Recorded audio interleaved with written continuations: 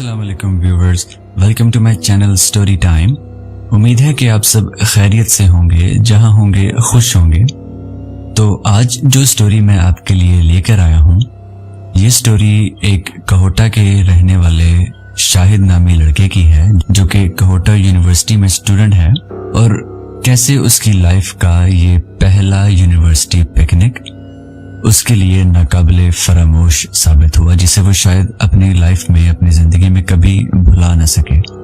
तो बिना time waste किए बढ़ते हैं इस इंटरेस्टिंग स्टोरी की तरफ। लेकिन उससे पहले आपसे रिक्वेस्ट है कि अगर आपने चैनल को सब्सक्राइब नहीं किया तो प्लीज चैनल को लाइक, शेयर एंड सब्सक्राइब कर दीजिए और बेल आइकन को भी प्रेस कर दें, ताकि आने वाली तमाम ऐसी हॉरर स्टोरीज आप तक बआसानी पहुंच सके। मेरा नाम शाहिद है और आज जो वाकया मैं आप लोगों के साथ शेयर करने जा रहा हूँ, ये मेरी लाइफ का एक ऐसा हादसा, एक ऐसा एक्सपीरियंस है जिसने मेरी लाइफ को पूरा बदल कर रख दिया, और जो आज भी मेरे लिए एक पहेली है। ये बात है हमारी यूनिवर्सिटी के 3rd सेमेस्टर की छुट्टियों की, जब हमारी टीचर्स ने और हम स्टूडेंट्स ने डिसाइड किया कि हमें पिकनिक पर कहीं बाहर चलना चाहिए। सबसे पूछा गया कि किस जगह पे जाया जाए, और सभी ने अपने अपने आइडियाज दिए। किसी ने कहा कि हमें मरी नथिया गली जाना चाहिए, किसी ने फैसल मस्जिद का बोला, लेकिन एंड पर डिसाइड हुआ कि हम मुश्कपुरी टॉप फॉरेस्ट पर जाएंगे। और अब यकीन करें कि मैं इतना एक्साइटेड था कि पिकनिक पर जाने से एक रात पहले मुझे नींद भी नहीं आई। मैं एक्साइटमेंट में सारी रात जागा। बस एंड में दोस्तों ने जबरदस्ती सुलाया तो 2 से 4 घंटे सोना पड़ा कि सुबह पिकनिक पर जाना है, तो हो सकता है कि रास्ते में थकन वगैरह हो जाए। अगली सुबह पिकनिक वाले दिन हम सारे दोस्त यूनिवर्सिटी पहुंचे। वहां से बस में बैठे और खूब हल्ला गुल्ला करने लगे, नाचने गाने लगे। तकरीबन दिन के 2 से 3 बजे के टाइम हम लोग मुश्कपुरी टॉप फॉरेस्ट पहुंचे। वहां हमने एक होटल लिया जिसके कुछ रूम्स हमने बुक करवाए ताकि हम वहां पे रुक सकें। अच्छा, बताता चलूं कि ये मेरी जिंदगी की पहली बॉनफायर पार्टी थी। हमारी क्लास में तकरीबन 36 स्टूडेंट्स थे और उस दिन इत्तेफाक से सारे स्टूडेंट्स उस पार्टी में शामिल थे। हमने कुछ देर स्टे करने के बाद वहां से हाइकिंग स्टार्ट की, चलना शुरू किया। तकरीबन 4:15 से 4:30 के टाइम हम उस घने जंगल में पहुंच गए। सर्दियों की वजह से 6 बजते ही अंधेरा छाने लगा। हम अपने साथ बारबेक्यू का सामान भी लेकर आए थे ताकि हमें किसी भी चीज की कमी ना हो, ताकि हम अपना पूरा टाइम एंजॉय कर सकें। हमने आग जलाने की इब्तिदा की ताकि डिनर 8 बजे या 9 बजे तक हम लोग तैयार कर सकें। सब मिलजुल कर काम करने लगे। फिर जब आग रोशन हुई तो हमने खाना पकाना शुरू कर दिया। मुझे लकड़ियां ढूंढने का काम मिला, इसलिए मैं माहौल को एंजॉय करते करते साथ लकड़ियां भी ढूंढ कर ला रहा था। जंगल में अब मुकम्मल तौर पर अंधेरा छा चुका था। सब ने एहतियातन टॉर्चेस भी साथ ली हुई थी।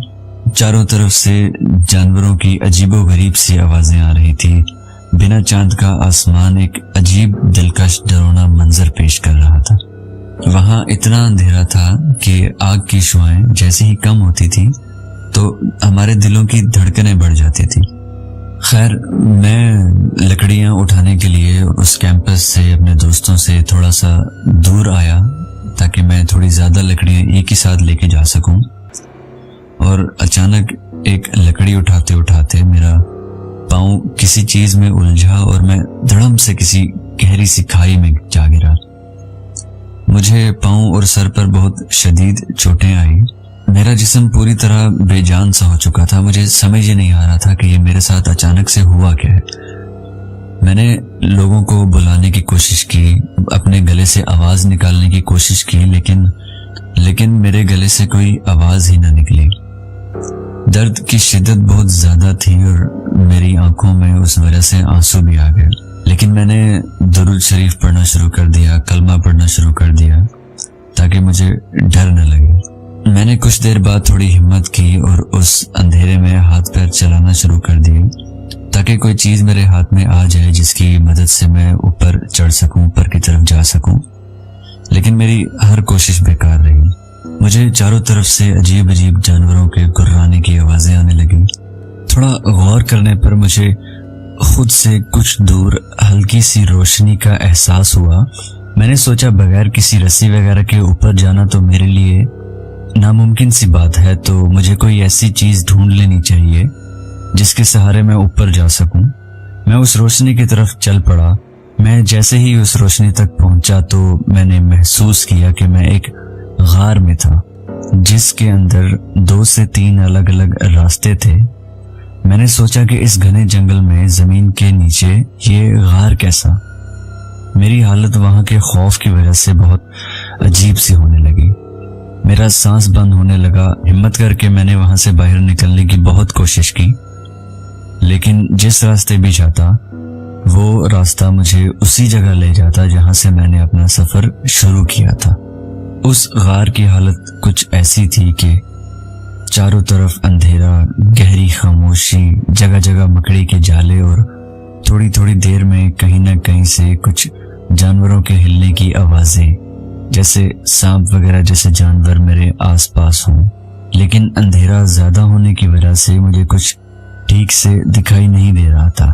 پھر چلتے چلتے مجھے ایک دروازہ دکھا جس کے باہر کی دیواریں بہت ہی پرانے ٹوٹے ہوئے کھنڈر جیسی تھی۔ جیسے ہی میں دروازے کے پاس پہنچا تو بہت ہی عجیب سی بدبو نے میرا دماغ ہلا کر رکھ دیا، لیکن میرے پاس اس دروازے کے علاوہ اور کوئی حل نہ تھا۔ تھوڑا زور لگانے پر میں نے وہ دروازہ کھولا تو اندر کا حال دیکھ کر میری چیخیں نکل آئی۔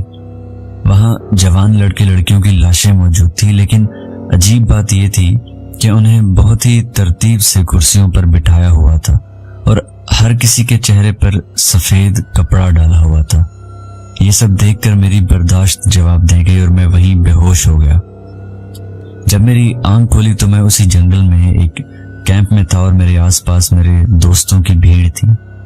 وہ مجھے بتانے لگے کہ تمہارے اچانک لاپتہ ہونے کے بعد ہم نے تمہیں بہت جگہ ڈھونڈا، ہم نے سارا جنگل چھان مارا، لیکن تم جنگل کے کنارے ایک ندی کے پاس بے ہوش ملے۔ تم اس جگہ اتنی دور کرنے کیا گئے تھے؟ وہ مجھ سے عجیب سوال کرنے لگے۔ دماغ کو تھوڑا زور دینے پر مجھے یاد آیا کہ میں تو ایک خفیہ غار میں تھا، پھر میں ندی کے کنارے کیسے آیا؟ میں نے اپنے دوستوں کو یہ سارا معاملہ بتایا۔ یقین دلانے کے لیے اپنے زخم دکھانے لگا تو میرے جسم پر ایک چھوٹی سی خروش بھی نہیں تھی۔ میں نے سب سے کہا کہ تم لوگوں کو یقین نہیں آ رہا نا میری بات کا، تو چلو میں تمہیں اس جگہ لے جاتا ہوں جہاں میں اس گہری کھائی میں گرا تھا۔ میری یہ حالت دیکھ کر، اس طرح کا رویہ دیکھ کر میرے دوست اس بات پر راضی ہو گئے اور وہ میرے ساتھ چل پڑے۔ ہم نے سارا جنگل چھان مارا لیکن ہمیں وہ غار نہ ملا۔ مجھ پر خوف طاری ہو گیا اور میں گہری سوچ میں پڑ گیا کہ میرے ساتھ یہ آخر ہوا کیا ہے۔ اگر یہ سب سچ نہیں تھا تو اس میں اتنی حقیقت کیسے؟